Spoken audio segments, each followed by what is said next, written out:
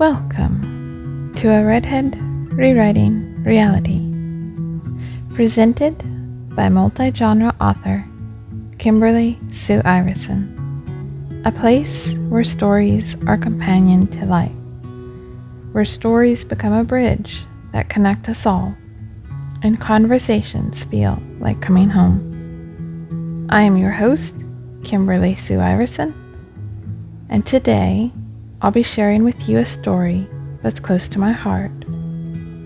If you prefer to read along or explore more stories, visit my website at kimberlysueiverson.com. This audio experience is intended for an adult audience. Themes and topics may not be suitable for all audiences. Listener and viewer discretion is advised. Now, get yourself comfy and make yourself at home as we explore today's tale. Too many choices. This will mostly be an update blog. I'm dealing with icky head the past few days, trying to sort out the paperback and ebook within a quick time period, and then my website, and now I'm suffering. As I've mentioned previously, I don't feel the after effects of overdoing it for a few days. Then it hits me. I was trying to finish formatting the ebook for Guardians of the Void, and it took me almost a full week. Actually, I think it was a week. But having never worked with WPS Office for formatting, I hadn't even thought of the fact that I'd have to adjust a lot of the things. Well, I did. For the ebook, everything was fairly straightforward, and not much had to change. I have the same templates I've been using that were built in Word. I had to remember where the files were saved. With the move, with the time it's been since I've worked with them, with giving up the Microsoft 365 subscription, I was all out of sorts with getting back into it and working with the file. It's been almost a year since I've worked with my fiction, too. So it took a moment to get back into the template and file and ensure everything was working okay. For the paperback, I had to adjust the settings for the templates because opening them from Word to WPS Office altered a couple things for the paperback. Not a big deal. I think it was compatibility issues I'd have had to adjust if I went into an older version of Word too and used them. Since I formatted the templates and saved them with Word's newest features, some of which probably aren't in other files and formats. Again though, it wasn't big things. Some fonts were adjusted on accident to the default Times New Roman, and I don't use that at all in my files for the paperbacks. Those were in the footers. I also had to send a note to the developers of the program because there is no option to center text vertically. Every time I looked it up, it kept thinking I wanted to align the text vertically, as in for writing it, so that when I wrote the words, they weren't left and right, but up and down. No, I needed to align the text both in the center of the page horizontally and also vertically, so it was dead center in the page. I format that for the acknowledgements page and my other titles pages. I couldn't find a way to do it without making a table, which also wasn't working well, so I had to do the ridiculous adjusting of margins and adding paragraph returns, which is usually a no-no for formatting. I didn't have much of a choice unless I wanted to try to find my old Word program and open the file in it just to alter the text, or find another program too. As long as the paperback turns out okay, as it showed in the preview it's worked, it's fine. Nobody will know I had to do that with it. In an ebook, you'd see it and know. The formatting would severely be hampered and reading experience decline if I dared use paragraph returns to format text that way. If you use WPS Office or know of a solution, I'd love to hear it. I couldn't find it in the YouTube searches, being WPS Office, and there's no alignment in the page layout, which boggles my mind, honestly. There's no page alignment for that one thing. Why? It's weird. So that's what I sent a note to the company about. I showed a screenshot too and said when doing paperbacks especially, or formatting text, that's incredibly important. What's interesting is that every other setting is there and like Word, just not that one single small drop-down menu. Align text on page, center, top, bottom. I forget the other one. I think in vertical alignment it may just be those three, but I could be wrong. I did get Guardians of the Void published though, on both ebook and paperback. I'll include the links on the blog post and description for the YouTube video too. I usually try to include links of any of my books I mention in the blog posts and the YouTube videos for the record. Unless, as mentioned last week, my perfect self forgets completely to do so. Like how I forget to format my blog posts all beautiful like. In time, maybe. I will from time to time also update you on progress for my body, in case anyone is curious about that too. Body can include mention of the products I try to improve the condition. If you deal with it, want to know, have someone who deals with it, whatever. Like for my hair, I came across L'Oreal Paris's Elvive or Elvive shampoo and conditioner, hydrating for dry and damaged hair, and it has hyaluronic acid in it.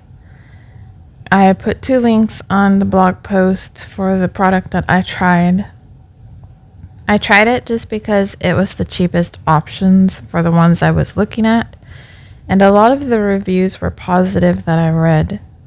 Many discussing similar issues I've had with my hair, thinning from medical reasons potentially, or stress, and breakage with long hair. My hair is waist length. I haven't cut it for a while. I've often contemplated doing the big chop to the chin because it only takes me a few years to get it back to long, but I haven't really brought myself to doing it. So far, it's been a really good system. I only usually use shampoo on my scalp and conditioner on my ends, but for the sake of health and because I did color my hair, I do the conditioner on top of my head too, which is partly, I think, why I've been getting breakouts and need to quit. No real reason to condition hair on the scalp. I usually don't. I just wanted to see how my hair handled it, and again, I did color it recently. That's already grown out. It's been, a month? Not even that. And my roots are almost a 1/4 inch. I have also noticed my hair isn't falling out as much. It's half what it was when I wash, and after it's dried, I'm not dealing with it constantly dropping all over. So I will try this system until I run out. Again, it was the cheapest option of what I've been looking at. They were about $5 a piece on Amazon. I'm not a fan of anything purple right now, so I'm not too fond of the color of the bottles, but that's a nitpick. The smell lasts for days, so I'm tempted on using it for the dogs too. They need the moisturizing aspects too, and Shih Tzus have hair like humans. Many call them hypoallergenic dogs because of it. I usually do their hair similar as to my own. No, I do them better. I may try a leave-in mask or something for my hair too. When I was heavily experimenting with colors in my 20s, I used a hair mask from Afo-G. Not sure if I'm pronouncing that right. But I would use that once a week, and it kept my hair from becoming dry and damaged from so much processing. I use a tiny pea-sized or so amount of conditioner after I wash for a leave-in conditioner, which is also benefiting me. For my body, I am definitely hit or miss for being able to do things to stretch or attempt to move. Like cardio is out of the question, but I am attempting to bring in a tiny bit in the way of beginning to try to play with Kona more. He's wanting me to, so that helps me out. But besides the pain, it's the mental and physical exhaustion that is a struggle with any of that. Sure, I could do jumping jacks or use my recumbent bike for a while in the morning, but the issue is then I have a whole day to go, and I will be utterly wiped out if I do that. That can be a struggle. I want to do a bit more than I may be able to handle. I don't know yet where that point is where I can do more cardio type moments and not be dead tired the rest of the day. I don't have the option to sleep all day and only be awake a few minutes in the morning. I'm not even sure if I could sleep even as exhausted as I'd be. I'm not a napper. On top of Guardians of the Void, I'd mentioned that I was going to try to do mobile writing potentially, but no matter what, I have to read through the file again to orient myself. In a perfect world, I'd do the whole story, but I can do that if I need be as I go. Right now, I want to work into the world again. Let me tell you how fun it is not to write or read that arena for as long as it's been. I think I'd gone through and wrote a little last year. I'm not sure when exactly. I believe I mentioned it in another blogcast, and I could check now, but too lazy and meh. It hasn't been a year, but it's been long enough that I haven't been in the world for a while. I first had to make the file work in mobile because the default font I use, Times New Roman, doesn't show right in mobile. Maybe a compatibility issue. So I switched it to Noto Serif. Then started at the beginning, which is where I'm still at. I will slowly work through it at night and read and edit as I go. A lot of things in it I am adjusting for clarity because I'm a little lost right now, which is why it's going slow. Lost literally, but in the story. I have to reorient myself to the story. I can't remember everything where the last book left off, and as I begin to read through it, the brain begins to piece that together, going, oh, I know this. I know where we connected this dot. It's almost like new synapses are firing and connecting in a root system. If you've seen brain processing, this is effectively what I'm describing. Once the two parts are connected, my brain remembers where that storyline in the file was going, which helps me orient into the world. Since the world is vast, and I already have a lot I'm changing in the Priestess Chronicles, as much as I write, I have to end up going through my notes as well soon. Not everything will connect, I'm sure, but I am slowly picking away at it. I usually will do it late at night as I sit here worn down from everything else I've done during the day. It'd be better if I could get myself into the morning doing it, but I'm still working that out. Often the morning I end up trying to get cleaning done because I'm busy with the dogs and other stuff during the day. Not as easy adjusting and figuring out a new schedule. Mine had been honed after many, many years of being on it. And with my brother not having a consistent schedule for sleep or wake, that throws anything I attempt off. I try to work around him being asleep and awake for many things I do. So if I need to do something while he sleeps, then if the next day he's awake during that period, my schedule goes wonky. Some stuff I can only do around his sleep schedule and the dogs, and same for waking. It's going to take some time to figure out, more so still with me unpacking. I'm beginning to suspect that our dinner plates got lost in the shuffle too. I fortunately found a set of black dishes that are glossy, not this new let's all do matte color dishes when we were buying a lot of the stuff we needed. They were really inexpensive too for a setting of 4, and I'm in love with the bowls. I say they were black, but they actually almost look more like a deep forest green when they are put up against one of our black bowls that we did have. They were $25 for the set. Yeah, really. They're really high quality, but I only really bought them for need because we were using paper plates in the beginning. Since they were so low a cost, I grabbed them. Only recently I got the small plates and tiny bowls that are included in that white set that we did have out of one box in the garage. Another box had cups and the other bowls. Not a large bowl or cup. They'd shock me if they were a full cup, so not good cereal or otherwise bowls. But recently, I started to go through memory again and again, going, I haven't come across the stainless steel bowls I grabbed and threw in a box that these ladies were packing. It was a big box that I think they were discussing separating into smaller boxes because it was heavy. I got sidetracked with needing to help another person with whatever happened at that time, so when they did, I wasn't there. One of the women noticed I was leaving a lot of bowls behind, the stainless steel ones. I think I mentioned it. I wish I'd taken them all now, but I put the ones I used often and really wanted to keep on the top of this box they'd been working on. At the same time, the woman was asking me if she could have a couple of the others I hadn't grabbed and considered leaving. I told her, of course, go ahead.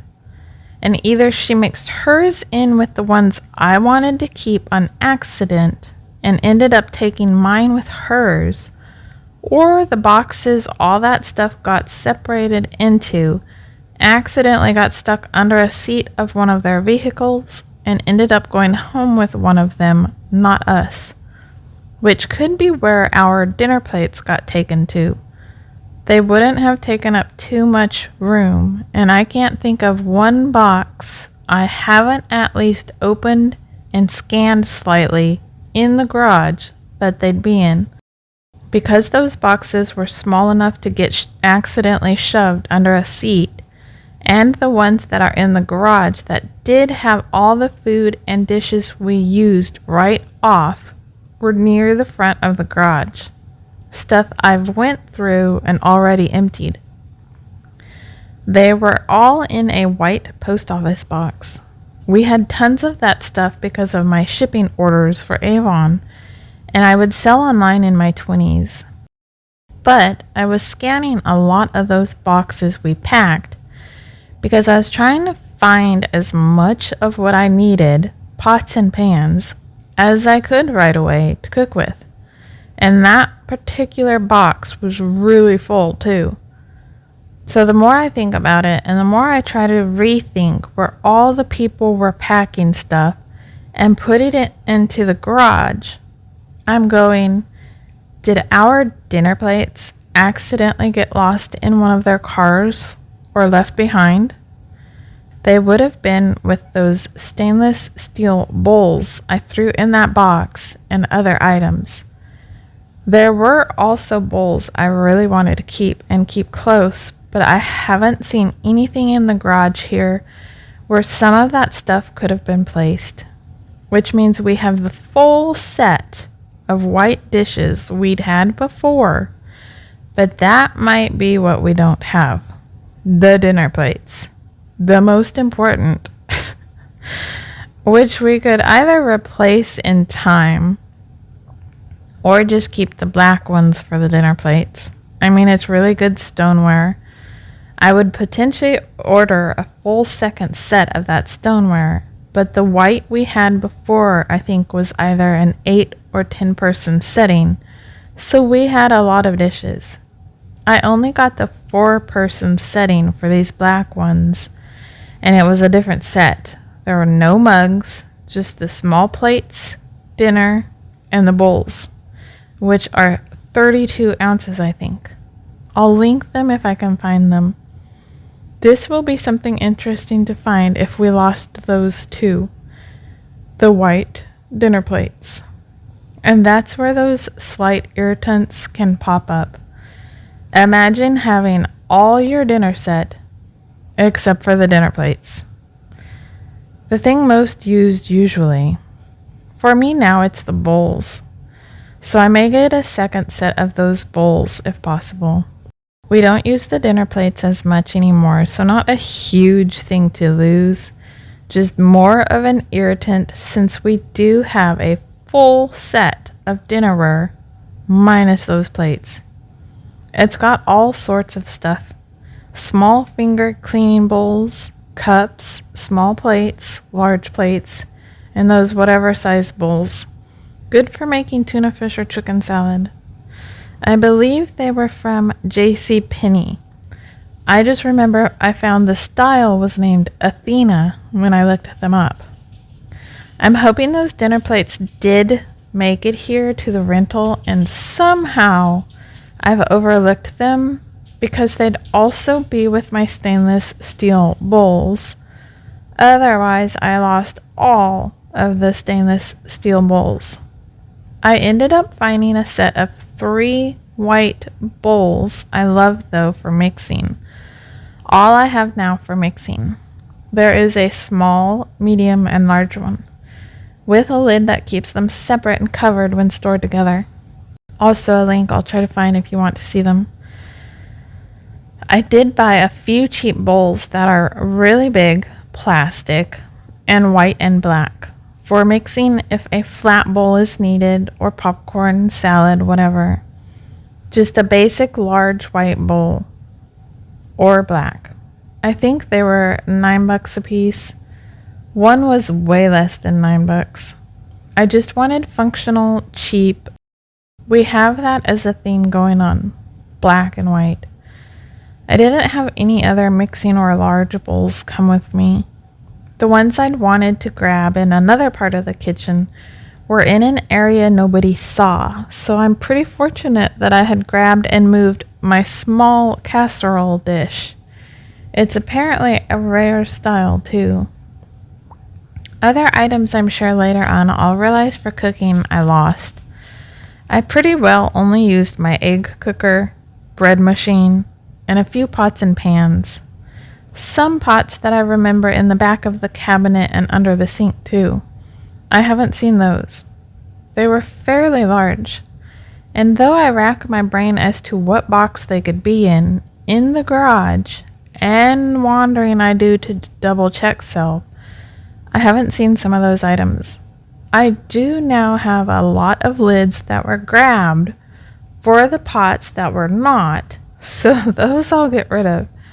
I can't do anything with a vibrant yellow lid that doesn't fit my stuff. Someone else may have a pot that would work perfectly for it too, and has been looking for just that lid. For whatever reason, I get small anxiety puffs in me during those times.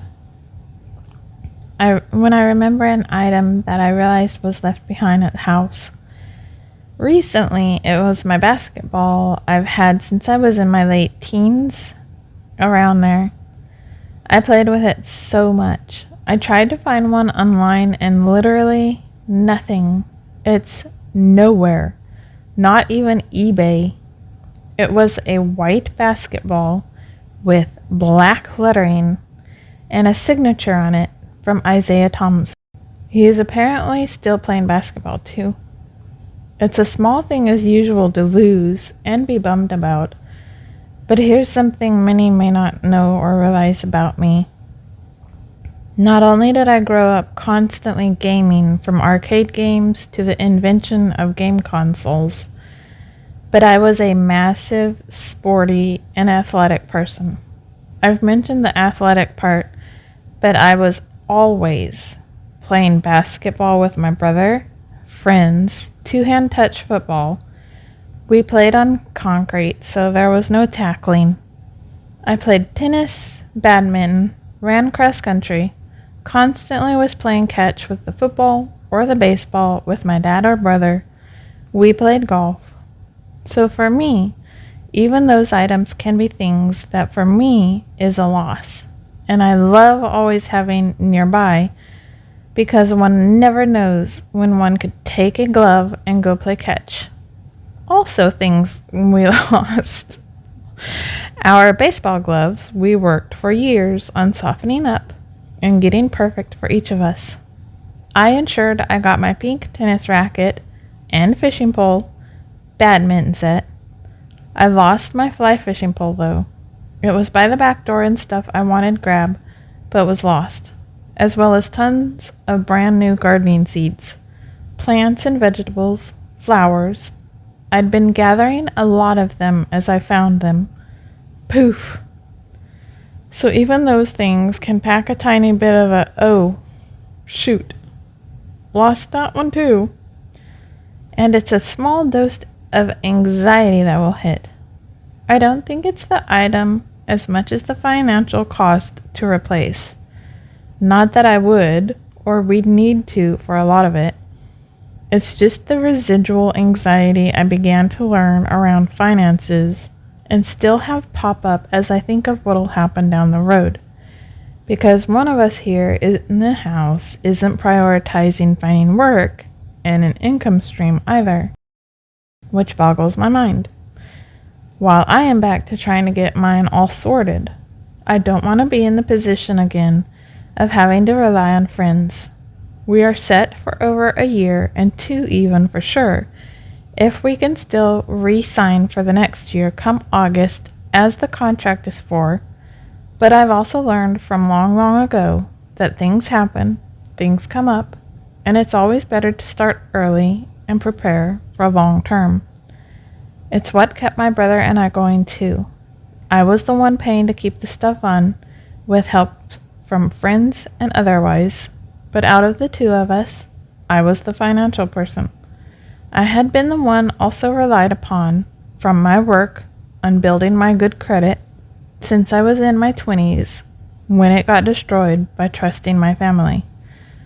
I learned the hard lessons around that and built my credit back up and got to that place from not sitting around and waiting until the last minute, from thinking more about long term and ensuring there was padding behind me. That's why I wasn't always anxious around finances until my mom began to really forget things more. For years near the end, I was having to manage my mom around ensuring bills were paid, because she wanted to use her funds more for others than the house.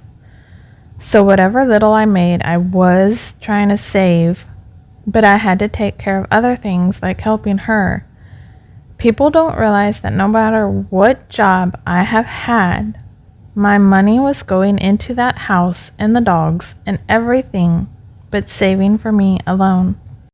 When I was a nanny, house sitter, and sold Avon, what I didn't need for fuel, I paid for the house taxes, groceries, and gave my mom rent. It's why there is probably an anxiety too. She would ensure I wasn't allowed to have funds for myself. If I did work and had my own money, I was yelled at, screamed at, as if what I made was hers and was to go to the house and her, or something that was severely wrong with me for being selfish or otherwise. When I did manage to start saving money, I learned one bad lesson too that made me lose hundreds of dollars in the blink of an eye. I had my name connected to my brother's account, only because I was to manage his finances for him while he was on the road. Well, I learned that was a bad lesson when the bank took all my money, closed my account, and put it into his account to pay off his debt when he accrued debt, and it didn't even pay half the debt. I was upset, furious, you name it. The lady I talked with over the phone said that there was nothing she could do. My name was connected to him, so as far as they were concerned, my account was allowed to be taken from to pay his debt since my name was on his account. Though my account was separate from his and wasn't connected at all outside of the name. Another time I'd had hundreds saved. I had it in my closet. Didn't want to keep it in the bank. Wonder why. And no, I no longer connect accounts like that if I have to help anyone. But my mom had walked into my room, took the money, and told me point blank, it wasn't mine, it was hers. I stole it from her. Though I'd saved that money over time, and it was mine. So is there any wonder why I have issues with anxiety around anything financial? Years of fears of stuff getting turned off. Years of it built up. I figure that is what's kind of happening in me when I think about the stuff I have lost and the potential for replacement. Even if we don't. Even if we have no interest or need for it. Just that mere moment of thought can be a little puff of anxiety taking place. Like waking on the brink of sleep because you think you're falling. That's kind of how it feels. That's where that financial abuse comes into play. Your money you make is not yours, it's mine. You owe me if you make money. You are not allowed to have money. I have that I'm working on too. Telling myself I'm allowed to have my own money. Telling myself it's okay that I make money and don't give it away to anyone at all if I want. I actually feel guilt when I say that, as if I'm selfish. I'm working hard to make my own living that can support me living on my own if I need to. That's the idea behind my financial freedom I want to create. So that if something happened to my brother, this house, or in life in general, I'd make enough to afford even a place like we have now, so I'd be safe. Or I'd potentially even buy my own home in the future by myself. Yeah, I have these huge extravagant plans, don't I? What I want is a warm place to call home forever. I used to want a small little farm, horses especially, but physically I'm not sure I could handle that. Highland cows, horses, chickens, love them, even pigs. Another time I considered a beach house. That'd be nice too, but storms. Who knows now? A permanent home that doesn't risk foreclosure, that I couldn't do anything about, would be amazing. More to come. Thank you for reading and subscribing. I know how valuable your time is, so it means so much that you're here, and I'm beyond grateful you chose to spend this time with me. What are your thoughts? Engage with me and start a conversation. Just don't be rude about it. And as always, your shares are so incredibly appreciated. Share with anyone you think may enjoy this. Word of mouth is the best form of expanding the reach, so this reaches the eyes and ears of whoever may enjoy it. My donation link, if you'd like to support this and help keep it going, is ko-fi.com/Kimberly Sue Iverson. That's ko-fi.com/Kimberly Sue Iverson. Every little bit helps. So thank you for your generosity. Remember, apparition weavers, everyone is fighting battles inside nobody can see. Who are you willing to see today? And who are you willing to let see you today? If you'd like to follow me on social media, you are more than welcome to, and I'd love to connect you there. For Instagram, Facebook, and Threads, I have to use Kimberly Sue Iverson. There is also a page for Redhead Rewriting Reality on Facebook. But for X, Twitter, Blue Sky, Telegram, and most other socials, you can find me under Kimber Bites. That's KIMBERBITES, which is what I normally use. Do you like Snapchat? Feel free to add me under Feisty Kitty. That's FEISTYKITTY. I had originally installed it for a friend, but have since just left it up. I usually try to use the same picture across the board, but you can always ensure you have the right person by checking my website link cave, which is KimberlySueIverson.com/linkcave. Want a chance for your story to be featured? Whether you're an author starting out, published and want to boost, have a tale of old to tell that has been passed down through family, or just want to share your own life experience, get in touch. Email stories2read@KimberlySueIverson.com. That's stories2read@KimberlySueIverson.com.